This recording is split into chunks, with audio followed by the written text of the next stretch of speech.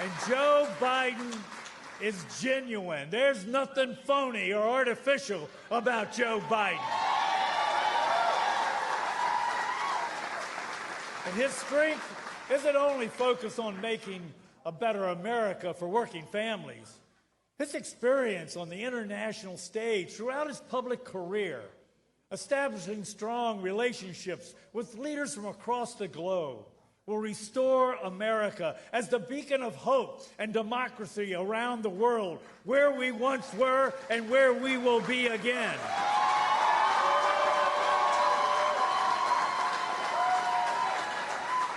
And at a time when the political arena has become so damn nasty, so much rancor and personal attacks, Joe will bring civility and decency and enhance the political discourse that our country needs right now.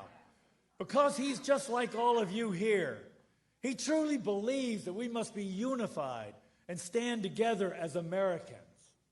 His years in the U.S. Senate and as Vice President of the United States brings the experience that is needed to get things done. And while we can debate and argue over policy issues, we must put personal differences aside to solve the big problems for the American people. And Joe Biden will help us do just that.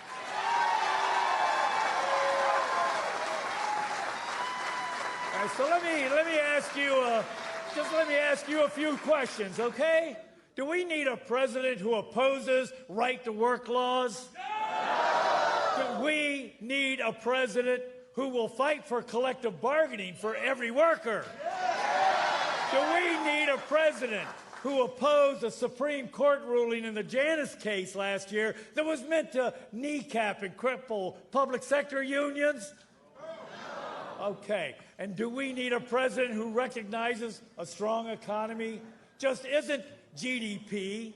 It's not just stock market index increases. It's not just trend lines on a graph, but a president who believes that a strong economy has to work for working people. Is that the president we want? Listen, those great jobless numbers that we're hearing about, to my belief, is somewhat misleading, particularly if they're made up by how many of you whose families have both people in that family working. How many are working part-time? How many are not getting paid a decent, fair living wage? How many are working multiple jobs just to make ends meet? We need to fix that. So do we need a president who will fix that? Yes!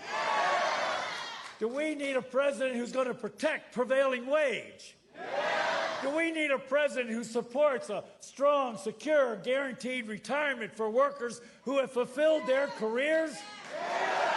We need a president that doesn't want us just to turn retirement plans into 401k cash cows for Wall Street. Is that who we need? No.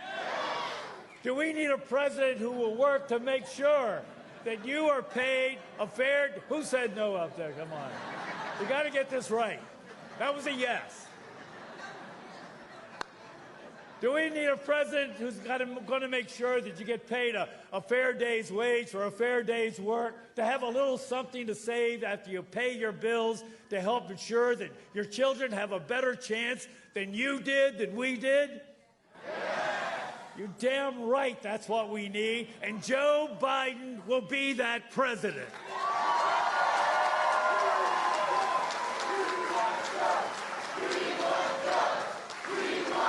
Let me hear you. I can't hear you. All right. Let them hear you outside. Far too many. Listen, this is a union town. This is a union state. This is a union county. And far too many politicians today treat the word union like it's a dirty word. But I truly believe our nation is seeing once again the real value of our unions, the real value of your work, the history of how unions built America, that unions did build the middle class, that unions are fighting for a fair workforce, that unions can provide a voice and protection for every American who busts their ass every day to make this country stronger.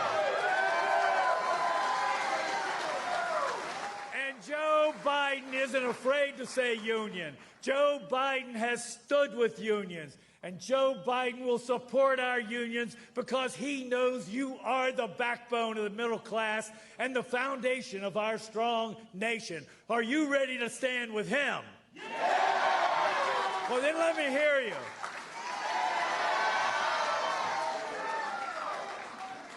We want Joe. We need Joe. We need Joe more than Joe needs to be president. This country needs Joe. And finally, with a field of good people putting themselves forward in this primary season, the most important factor that we must determine in the Democratic nomination process is who can win. Who has the necessary experience to win? Who's got the mettle to win the general election? And let me shoot straight with you, and this may not be popular in parts of the Democratic Party, but we have to have a nominee and can't have a nominee that is too far left. It's just that simple. A candidate that has high-minded ideals, maybe honorable ideals, but little chance of winning. And there's no question that the candidate who can win, the candidate who can and will be our next president is Joe Biden.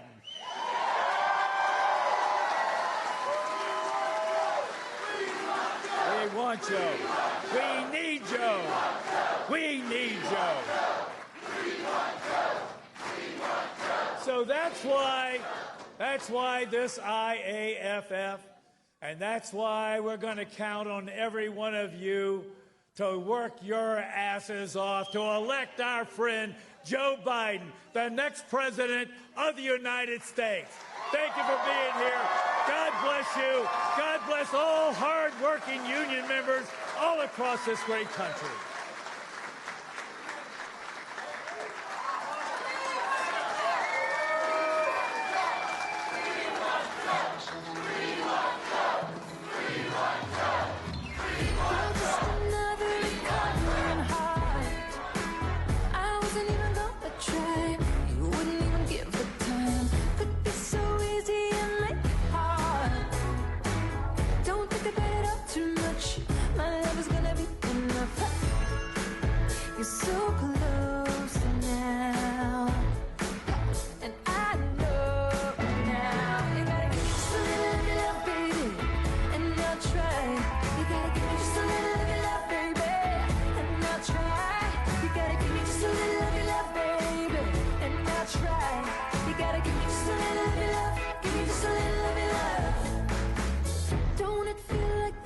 Was from a dream. I never felt nothing like that. Looking at you, looking right back. Say nothing is ever as good as it seems. Stop running your mouth like that, 'cause you know I'm gonna give the right back. Huh. You're so close now, so don't let me down. Just a little of your love, baby, and I'll try. You gotta give me just a little of your love, baby.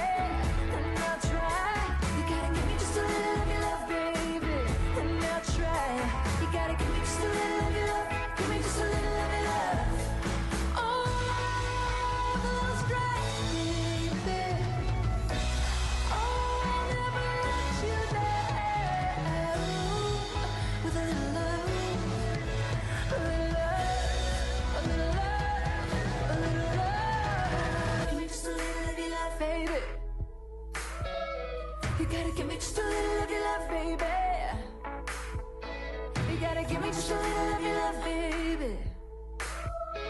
You gotta give me just a little of your love. Give me just a little of your love. Just a little of your love. Give me just a little of your love. Come on. Give me just a little of your love. Give me just a little of your love. Give me just a little of your love. You gotta give me just a little of your love, baby. Give me just a little of your love. You gotta give me just a little of your love, baby.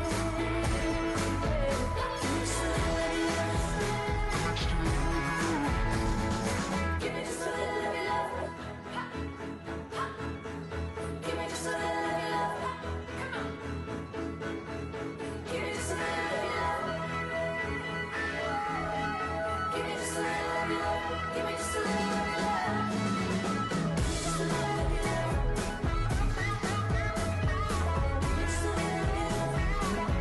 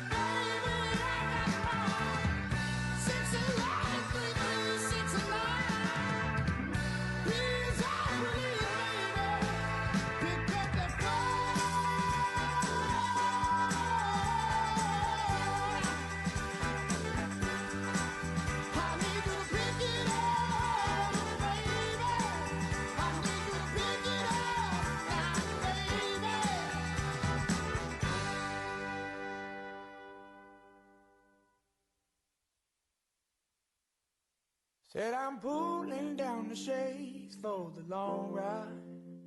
Never knew that I could feel so black and blue. And I've been holding on to something now for some time. And all I know is it's a feeling fit for two. Cause when the sunlight laid its head down on this dark night, and I was talking to myself in the rear view. Yeah, I've got questions, but I know everything is alright. And all I have to do is just remember you. Cause I'm never gonna lose you.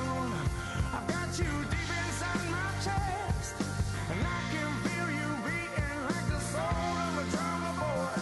I gotta keep going, keep going, keep going, keep going. I can't let anybody say, let the Lord take us away. We gotta keep going, keep going, keep going, keep going. I can't let anybody say, la la la.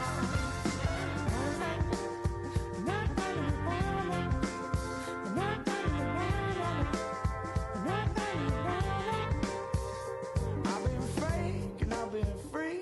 I've been you and I've been me. But now I stand up tall for what I believe. Against all odds, I walk that trail of fear and tread on desperate leaves. But no one's leaving just yet. We all want that make-believe. Tried and true tribulations of who I've come to be. The less I know, the more I learn how much love means to me. Every day I'm walking out the front door, leaning on your ghost. The best feeling of the day, one I lean toward most. We gotta keep going, keep going, keep going, keep going. We can't let anybody say, let the Lord take us away. We gotta keep going, keep going, keep going, keep going. We can't let anybody say, no, no, no.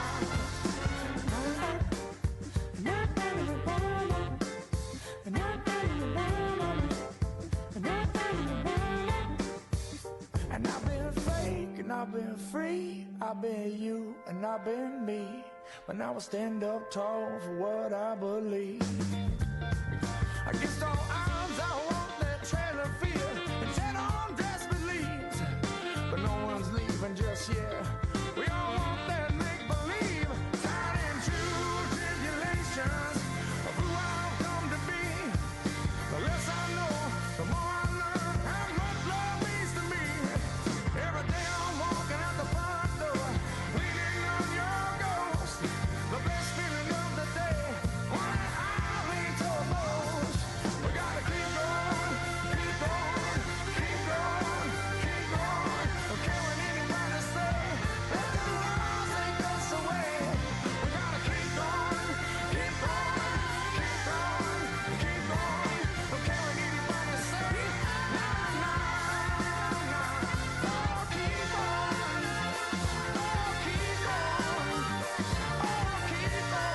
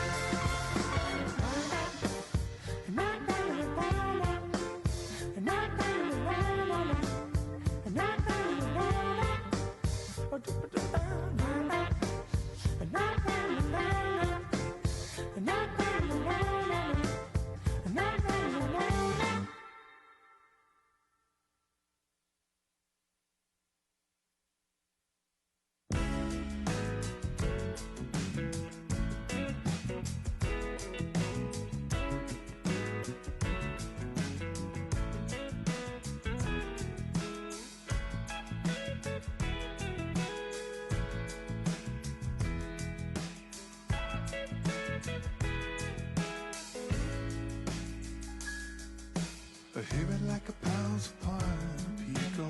Look at what the light did now. Or bear it like a bounce upon Pico. Look at what the light did now. Flow. Land and water and bird are beasts. Now look at what the light did now. Shiny little band of golden fleece. So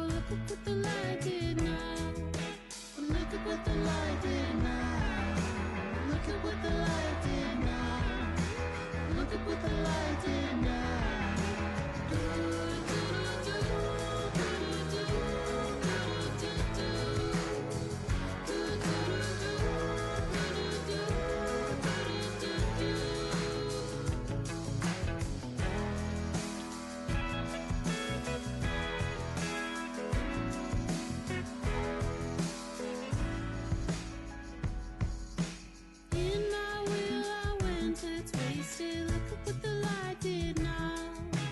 Taste it, taste it, taste it, taste it, look at what the light did now.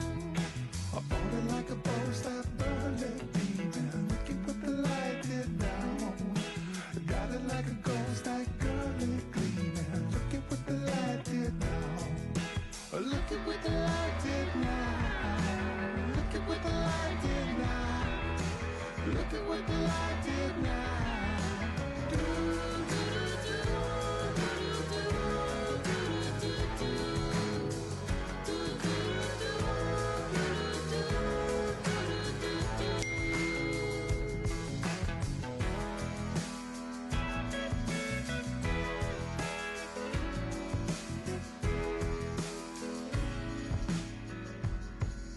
Like a dead tree that's dry and leaving. Look at what the light did now. Play it on me with grief and grieving. Look at what the light did now. Slow. How it finally fell to pieces. Look at what the light did now. We'll meet soon as nephews, nieces. Look at what the light did now. Look at what the light did now. Look at what the light did now. Look at what the light did now.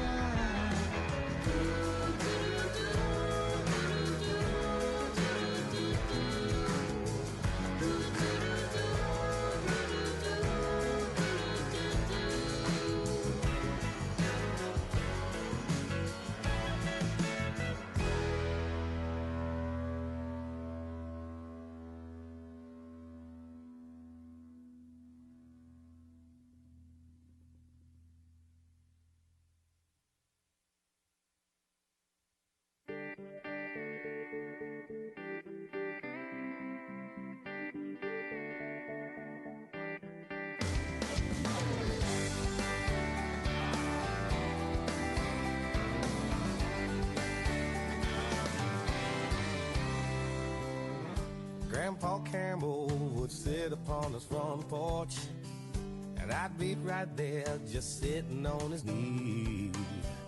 He'd tell stories of love and feast and famine, and I'd hang on to every word that he would breathe. He'd say, boy, as you walk through this life, here's a little wisdom that'll help you get by. You gotta live and learn, you gotta crash and burn, you gotta make some stances and take some chances. You gotta live and love and take all life has to give. You gotta live and learn so you can learn to live.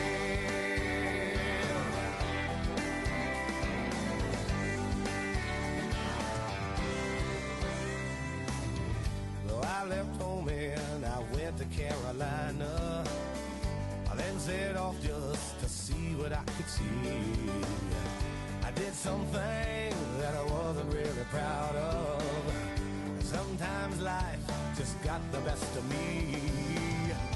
But I'd always think back to those days, and I know what Grandpa Campbell would say. He'd say, you gotta live and learn, you gotta crash and burn, you gotta make some stances and take some chances. You gotta live and love and take all life has to give. You gotta live and learn. Ladies and gentlemen, please welcome to the stage Dr. Jill Biden. Your love lifted me higher than I've ever been lifted before. So keep it up, quench my desire, and I'll be at your side forevermore. You know your love. Wow. I'm so excited to be here today in Pittsburgh. You know, some weeks are just a bit more exciting than others. And this has been an incredible week for Joe and me. And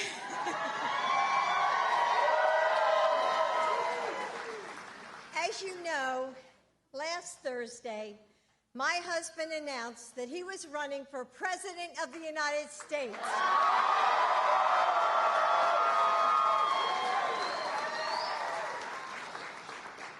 And what did I do to celebrate? The same thing that all of you probably did. I went to work. Because, hey, those research papers weren't going to get collected by themselves. So teaching, thank you. Teaching is more than just a job for me. It's a calling. And can I ask how many teachers are in the audience today? Oh, yeah. Thank you.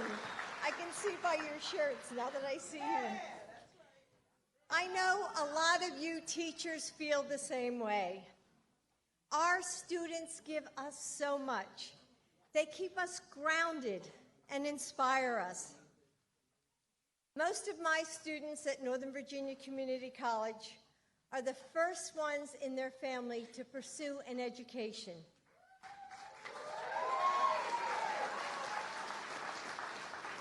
They work full-time jobs and have a lot of people counting on them. They come to my class after their military service in Iraq or Afghanistan. They come as single parents, or some are women returning to school to make a better life for themselves and for their families. Despite their differences, they come looking for the same simple thing: the opportunity to work hard and build a future. And that's what we all want, isn't it? More than that, it's what we all deserve. When we turn on the news today, we are told that we are a nation that is more divided than ever. We're told that our differences are irreconcilable, that we must close the door on people who think differently. We're told that there is a war between them and us. But when I travel this country and I meet people like all of you, that's not what I see. I see neighbors who pick up groceries for the mom whose husband is deployed. I see middle-class families who are giving record-breaking amounts of donations to causes that they care about. I see Americans who drive their pickup trucks into the floods of a hurricane and run towards fires to help their neighbors.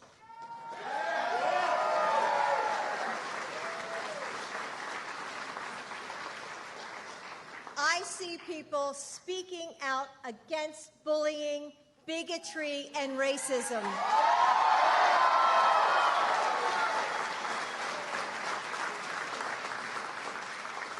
That's who we are. That's the America I know and love. That's what this nation is about: working hard and building a better life for our kids. Coming together to create something that is more powerful than anything we could achieve alone. We are a nation of faith, the belief that together we can rise to our greatest aspirations and that our best days are yet to come.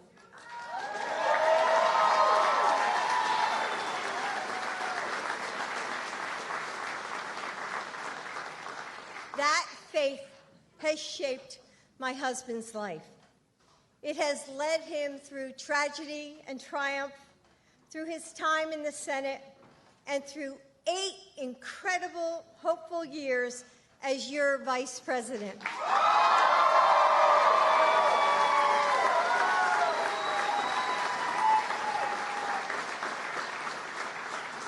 And that's why I know that with your help, he will bring that hope, that vision, that faith in the promise of America to the White House.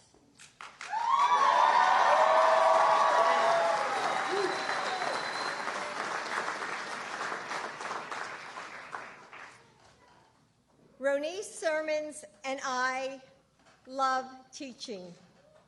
She is a middle school math teacher who has served in some of Pittsburgh's most challenging schools.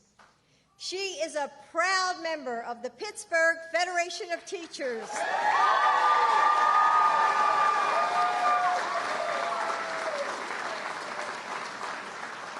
And was recently appointed to the executive board. She's a mom of 5 children and a surrogate mom to many of her students and her colleagues alike. She's been described as well-loved and a firecracker, so you know she and Joe have a lot in common. So please help me welcome to the stage Ronnie Sermons.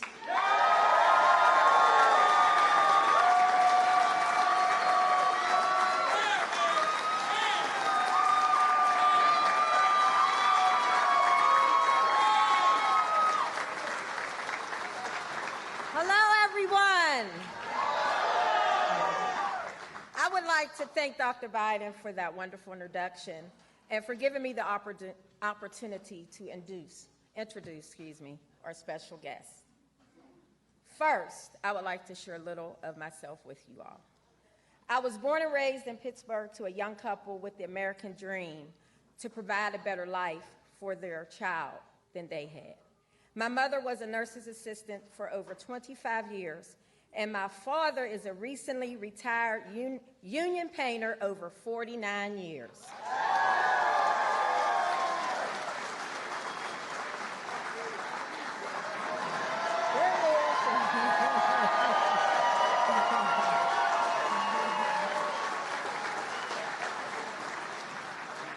The reason I speak of the work they did is because they were hardworking, middle-class African Americans who grew up with low income and little money. They both showed and instilled in me that hard work pays off and that knowledge is power.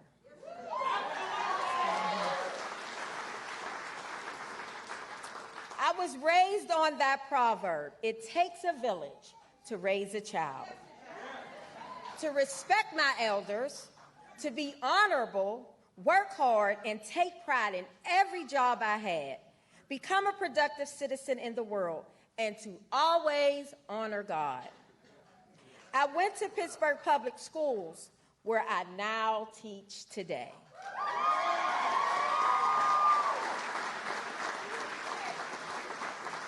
I am a proud wife and mother of 5 children who all work and are currently educated in Pittsburgh Public Schools. I know that my task as a teacher and a mother is that I am not raising children, but future adults. Today, I am honored to stand before you as someone who was often told what I couldn't be. I was looked down, counted out, and even thrown away by many. But my family and the teachers who pushed me when I wanted to quit is why I am standing here today.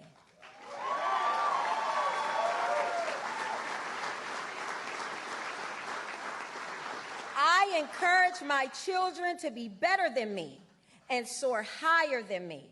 I want them to know that in life, it's not how you start, but how you finish. We need a president who will bring back the words of the Pledge of Allegiance and to the republic for which it stands, one nation, under God, indivisible, with liberty and justice for all.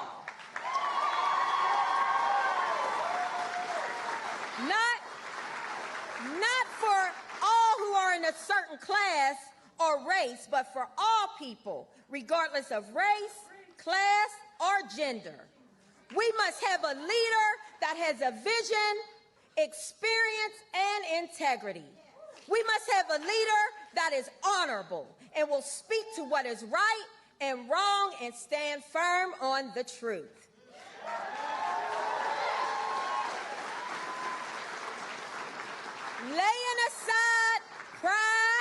Laying aside pride and self-elevation, but serving the people of the United States of America and willing to do the work necessary to regain the trust of all Americans.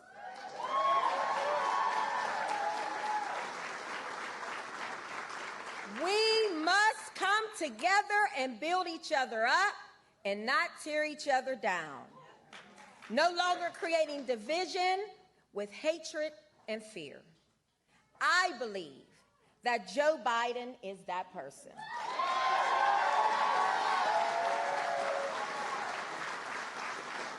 Joe Biden is from Pennsylvania and comes from a working class family. He was the vice president of the first African American president.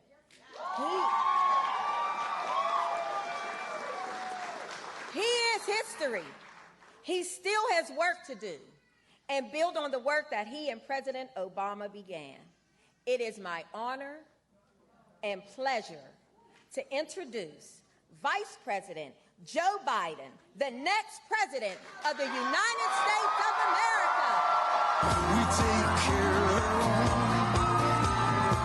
We take care of our own. Wherever this flag's flying, we take care of our own. From Chicago to New Orleans, from Memphis to the Bay.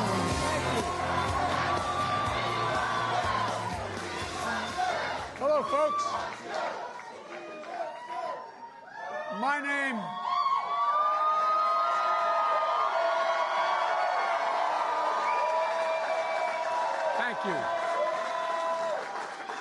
name is Joe Biden, and I am Jill Biden's husband. That's how I'm known back home. That's how I'm known most places. Thank you, Renice. And before I begin, what I want to do is I want to take a moment, quite frankly, to reflect on something that happened here in the state not long ago, a matter of fact, very recently. It reflects on the anti-Semitic attack that took place this weekend in Poway Synagogue in California. 1 dead, 3 injured. But folks, we saw hate in Charlottesville. We saw it again in Pittsburgh at the Tree of Life Synagogue, the attack of the deadliest in American history on a Jewish community. And we're reminded again that we are in a battle.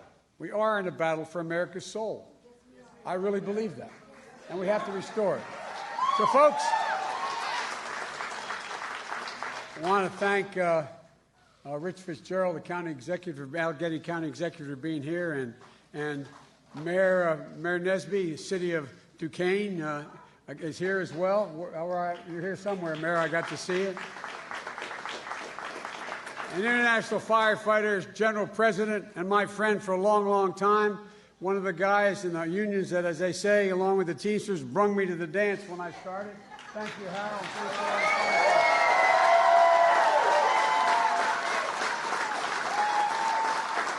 And thank you for your endorsement. And Kevin Schmidt, President of Teamsters Local here, thanks for the use of the House. I appreciate it, the help. And the President of Firefighters, Dave, where are you? The Pennsylvania Firefighters. Dave, there you go. I passed right by you. Dave, thank you very much. And also a union that helped me in the very, very beginning of my career, and I've had great respect for, the United Steelworkers. Bobby Mack McCullough, President of,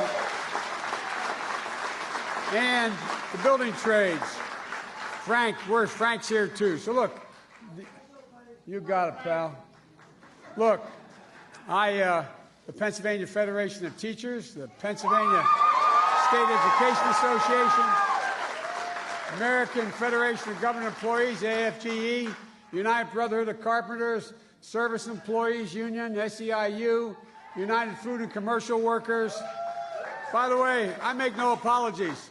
I am a union man, period. So let me tell you. Thank you. Thank you. Thank you. Well, let me tell you why Thank you.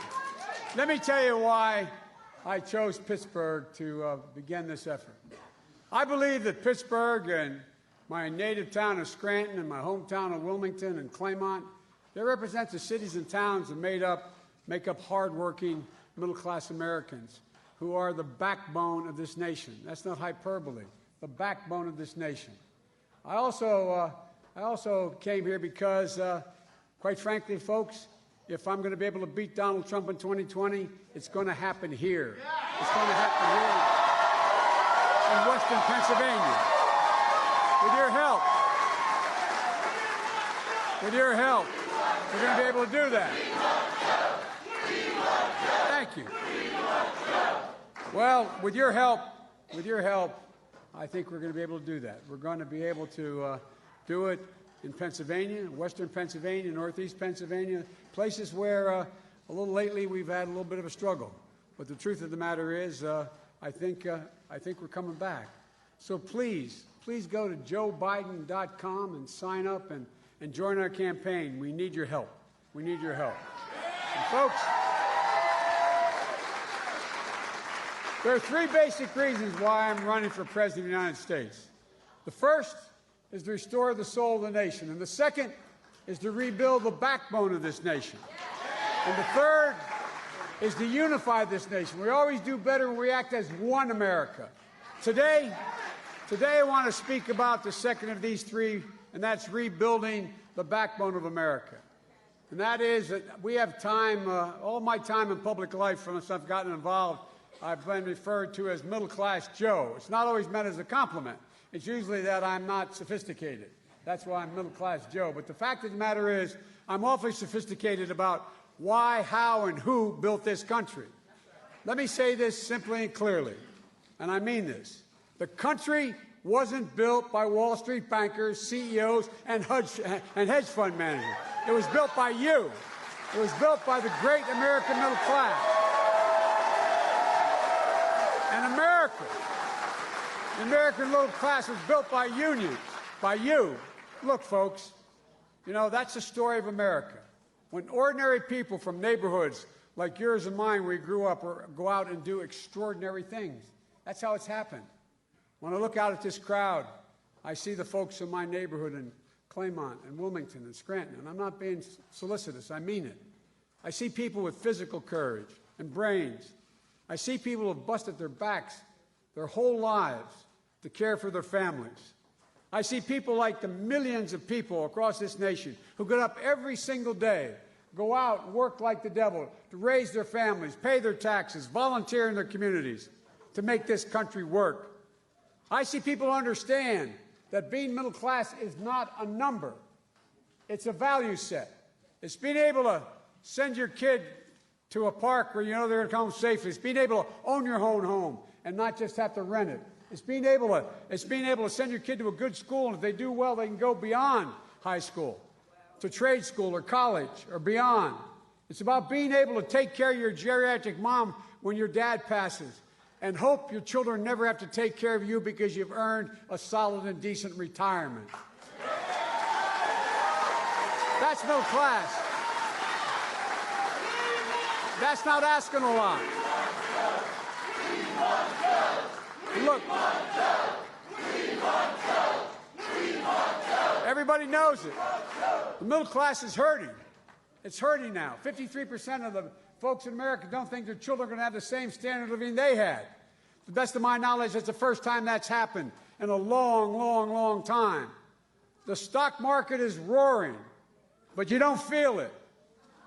There was a $2 trillion tax cut last year. Did you feel it? Did you get anything from it? Of course not. Of course not. All of it went to folks at the top and corporations that pay no taxes. The number of corporations that pay no taxes now has doubled since that tax. Look, guys, this is not good. What's happened here has happened for a lot of different reasons. But for me, one of them stands out. The basic bargain that used to exist that Democrats and Republicans used to agree to has been broken. And that is, if you contribute to the welfare of the enterprise you work for, you got to share in the benefits and the profits. If the enterprise hit hard times, everybody took a hit. up and down the line, from the secretary to the CEO. But that bargain's been broken. Now the only people benefited when a company does well are the CEOs and the shareholders, the people at the top. The only people that get hurt when a company gets hit by hard times are workers. It's a one-way street these days. Just look around. GM. I worked like the devil to see to that GM stayed alive in the White House. Union workers, the UAW took incredible cuts in their future and their pensions and the less to get GM working, to keep it alive. The taxpayers bailed them out. They paid it back and paid it back that with interest. But what happened? Where the CEOs and the executives were the ones that did quite well. And the second they hit hard times, what'd they do? They closed plants. They announced they're going to lay off or transfer 14,000 workers. They also got that last year over $192 million in tax breaks. They could have given everyone they laid off severance pay if they had to. Could have given everyone. They did nothing. They bought back their stock, raised their benefits, raised their salaries, announced they were going to build their new truck in Mexico. Folks, no, look, I just did a rally for the United Food and Commercial Workers in Boston. 31,000 workers went on strike to protect their wages, health care benefits, and retirement benefits. Was Stop and Shop in trouble? No. Their parent company had made $2 billion the year before. $2 billion. So what did they do?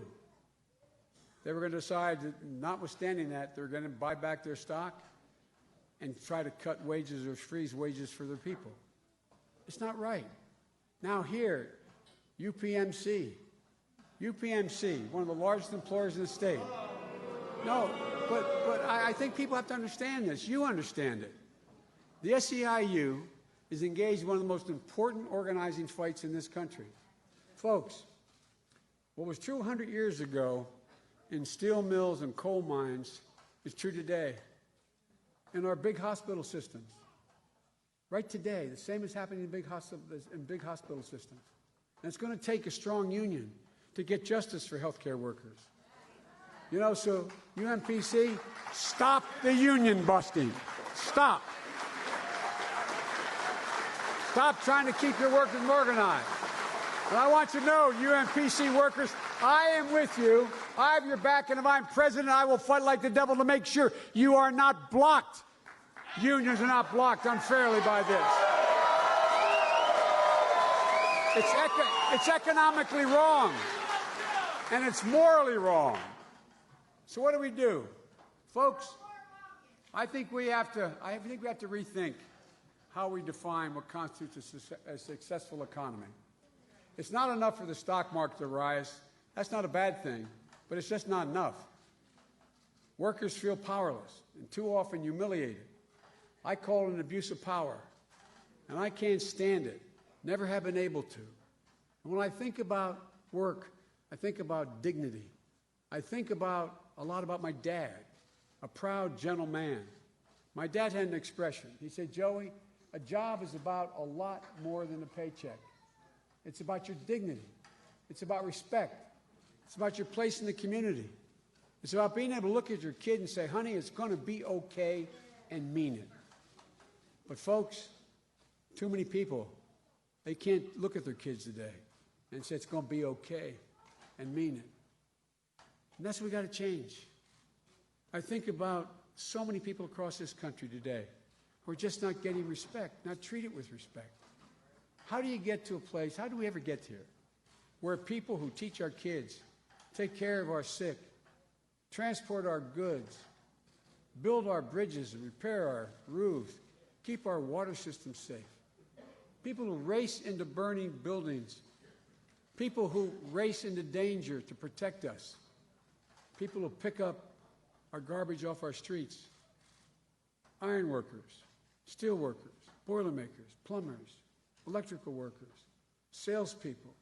How do we get to this place where they don't think we see them or hear them or know them? And maybe most importantly, respect them. Respect. And folks,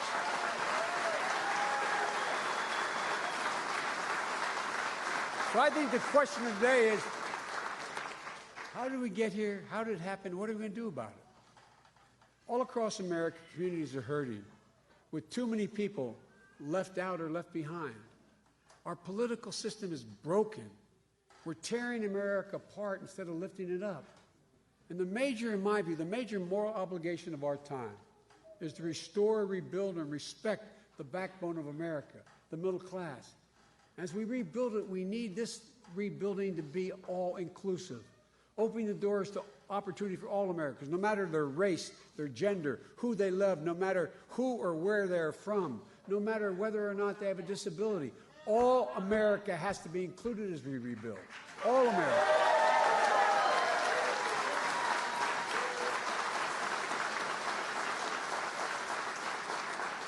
And I guarantee you, this is, will remain, and will be my measure of what constitutes economic success.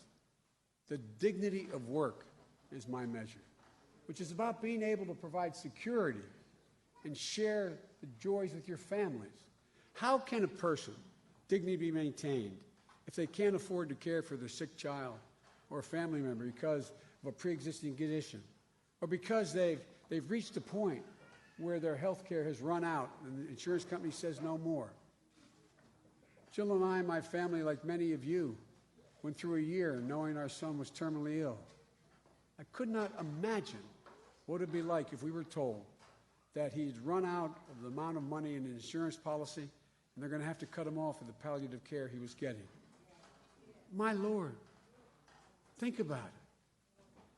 How can a parent maintain the dignity, their dignity, if their talented and qualified child wants to go beyond high school, trade school, community college, or college, and they can't afford it?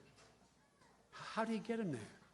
Folks, it's not just that child is not going to have an opportunity to grow and be better, but think about it. Think about it. I'll never forget the day my senior year in high school and going down to my dad's office to borrow a car for the prom, driving down an old car to pick up a car for the senior prom. And I asked the secretary where he was. She said, he's out in the alley there, honey, behind the office. And I walked out, my dad, who was a gentle, decent man, was pacing back and forth. It's absolutely, guarantee, a true story. I walked in, he said, Joey, I'm sorry. I'm so sorry. And I thought, my God, what happened? Did something happen to Mom or my brothers or sisters before cell phones? I said, what's the matter, Dad? He said, I went to the bank, honey, today to try to borrow the money to help you get to school, but they won't lend it to me. I'm so ashamed. How many people in America today are in that situation? Hard-working, decent people, because the cost of education has skyrocketed so badly and access is so difficult. Folks, dignity. Immanuel Kant, the philosopher, said dignity, the definition of dignity, is that people should never be treated as a means to an end, but an end in themselves. That's how today's corporate culture works. CEOs in this administration see it a different way. They see workers as just a means to an end, not the end in themselves. Look at the record. They treat their employees in a way that it's only about how can they maximize their profit, not how can they maximize the circumstance for the employees who help them build the operation. They're squeezing the life out of workers. You know, when you look under the hood of the labor market, you see how tough it is for workers to negotiate. I don't have to tell you union folks that. You see how companies have become so adept at squeezing every last penny out of their payroll, how good they've become at tilting the scales in their favor. But it's not only making it harder harder and harder to meet our basic needs, they're doing it across the board. Not only stripping away unions' rights to negotiate, but your personal dignity. Just take a look. They're not only going after labor and unions to try to take away and diminish the right to bargain, they're going after individuals, all to suppress their wages.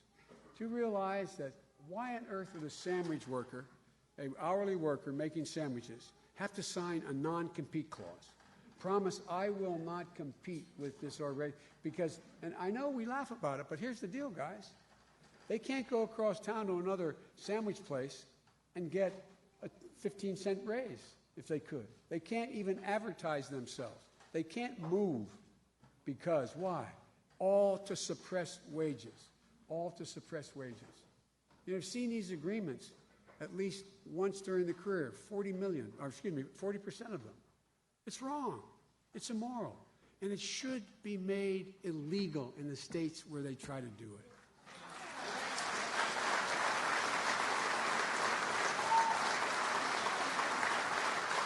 But to do the same thing with occupational licenses. Why should someone who braids hair have to get 600 hours of training? It makes no sense. It's designed to keep the competition down. Look, folks, you can't just transfer your licenses across one state to another. They're making it harder and harder in a whole range of professions, all to keep competition down. Why should we get rid of these unnecessary hoops out there? Because we have to restore America's ability and individuals, Americans, to be able to fight for their own dignity. You know, we should stop companies from classifying low-wage workers as managers. You see it all the time. We tried it in our administration. Why they do that? So they don't have to pay overtime. It cost more than 4 million workers last year, $1.2 billion in lost overtime pay. Reclassification. And by the way, speaking of overtime, it's well past time that the minimum wage nationally be a minimum of $15. It's well past time. It's time to start rewarding work over wealth. Just the first step is reverse President Trump's tax cut for the very wealthy and corporations. We need to eliminate these special tax breaks from the tax code that reward special interests. Let's get rid of capital gains loopholes for multimillionaires. Warren Buffett said it best. He should not pay a lower tax rate than the secretary pays lower. That's because of capital gains. It's wrong. I'm going to change that so millionaires and billionaires don't pay lower taxes than firefighters, teachers, and I go on and on. We need to reward work in this country, not just wealth. And then look, there's much more we need. There's much more we need to do to build a middle class. In the coming weeks, I'm going to go into a great deal more detail about this. But you've been standing too long. Look, it starts with access to affordable education so that everyone can get the skills they need. 12 years of education in the 21st century is not enough. Simple. But it's got to be affordable. 65 out of every 100 jobs today require training beyond high school. 65 out of every 100. But what? We have to make it post-secondary education.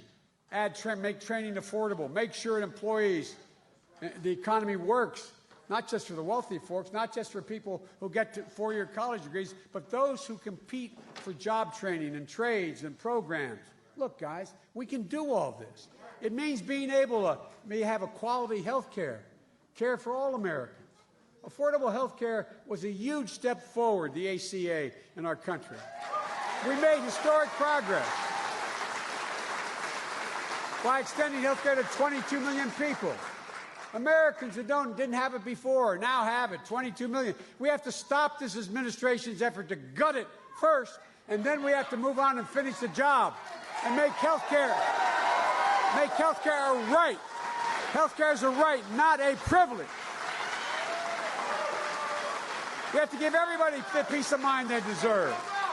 Whether you're covering it through your employer or on your own or not, you all should have a choice to be able to buy into a public option plan for Medicare. Your choice. And if the insurance company isn't doing the right thing by you, should have another choice. It means rebuilding America's clean, renewable energy, cleaner, safer, faster transportation, which will not only make us safer and meet our commitment to our children, but will provide millions of good-paying middle-class jobs. It means investing much more in medical research to conquer devastating diseases like cancer and addiction and Alzheimer's. We have the ability to do that. Invest in it. Look, folks, we can do all this without punishing anybody. You know, when Reagan was president, there were $800 billion in tax expenditures, meaning tax loopholes. You know what it is today? It's over $1.6 trillion. we could send everyone in America to a community college for free. 6 million folks. 6 million folks knew. By doing one thing, eliminating one loophole of the $1.6 trillion, and only it robs the country of $17 billion a year. It's called stepped-up basis. It's a fancy way. If you get a capital gain, you're about to go cash it in. God forbid you get hit by a truck, you leave it to your child. They pay no tax. It's not an inheritance tax. It's $17 billion old 5 minutes earlier. If you eliminate that one, you could put every college cost in half, and you could, in fact, have $11 billion left to reduce the deficit. So, folks, quite frankly, only thing that stands in our way is our broken political system that's deliberately being undermined by our president to continue to abuse the power of the office. Donald Trump is the only president who's decided not to represent the whole country. The president has his base. We need a president who works for all Americans. And we can afford this. We can do this. And I'm optimistic for two reasons. One, I know the history of the journey of this country. When ordinary Americans like my family are given an even chance, just an even chance, they do extraordinary things. They have never, ever, ever let the country down. And the second reason I'm optimistic is that I know we are better positioned than any nation in the world to own the 21st century. We not only have the strongest military in the world, we have the most productive workers in the world, 3 times as productive as workers in Asia. North American energy makes us independent. The U.S. has more great research universities where all these major breakthroughs come from than all the rest of the world combined. No other nation in the world can match us. We can bring and be a positive force for everyone. Folks, nothing's beyond our capacity. The only thing that can tear America apart is America itself. But folks, everybody knows who Donald Trump is. And I believe and hope they know who we are. We have to let them know who we are. We Democrats and we independents who have the same view have to choose hope over fear, unity over division, and maybe most importantly, truth over lies. Truth over lies. Folks,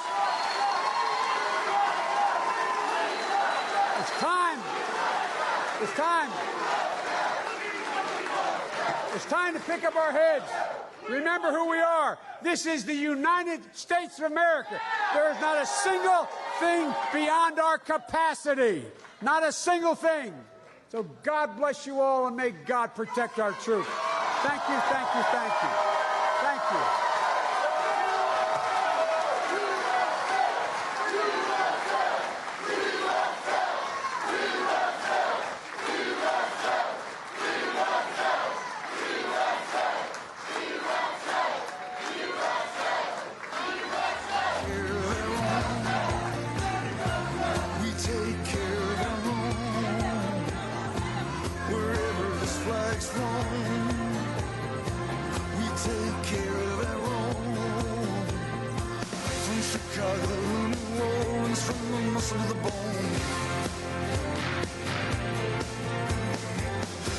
Shotgun shack to the Superdome. Kringle Hill, the Calvary stayed home. There ain't no one here in the bugle bone. We take care of our own. We take care of our own. Wherever this flag's flown, we take care of our own.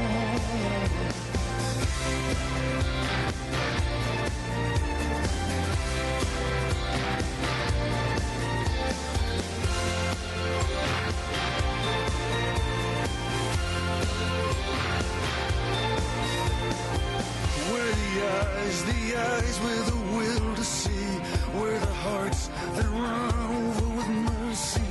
Where's the love that has not forsaken me? Where's the work that'll set my hands, my soul free? Where's the spirit that'll reign over me? Where's the promise from sea to shining sea? Where's the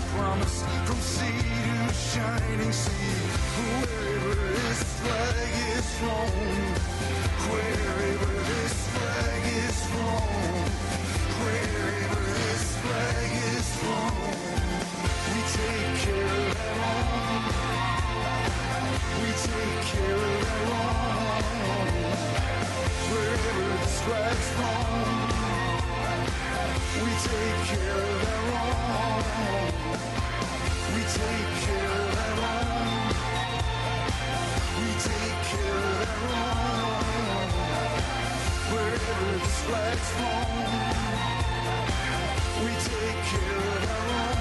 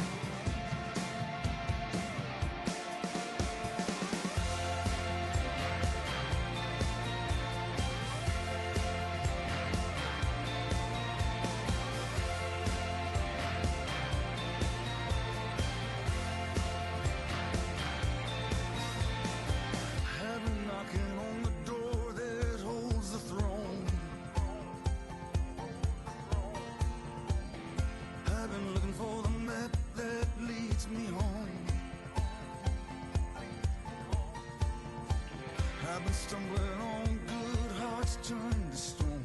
The road of good intentions is gone dry as a bone. We take care of our own.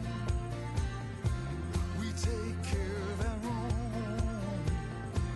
Wherever this flag's flown, we take care of our own. From Chicago to New Orleans, from the muscle to the bone.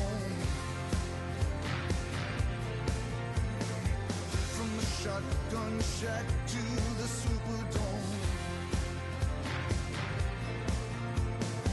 There ain't no help, the cavalry stayed home. There ain't no one here in the bugle bone. We take care of our own. We take care of our own. Wherever this flag's flown, we take care of our own.